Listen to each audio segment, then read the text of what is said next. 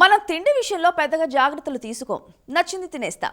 పెద్దలైతే పని ఒత్తిళ్లో పడి ఆఫీసుల్లో 4-5 ఛాయ్లు లాగించేసి అందులో బిస్కెట్లు మిక్స్ చేసి తింటూ ఉంటారు. ఈవినింగ్ మళ్ళీ 3 సమోసాలు లాగించేస్తారు. పిల్లలైతే లంచ్ బాక్స్ ఉన్నా సరే స్కూల్ ముందు దొరికే జంక్ ఫుడ్ తినాల్సిందే. కానీ టైంలో ఏది పడితే అది తినడం వల్ల ఎన్ని అనర్థాలో కొన్నాళ్ల తర్వాత ఏదైనా హెల్త్ ఇష్యూ వచ్చినప్పుడే తెలుస్తుంది. మన దేశం ప్రపంచ మధుమేహ రాజధానిగా మారిపోయింది. అలాగే ఊబకాయలు కూడా ఎక్కువే.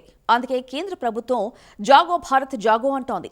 ఏం తింటున్నామో ఎంత తింటున్నామో లెక్క పెట్టుకుని మరీ తినాలని హెచ్చరిస్తోంది.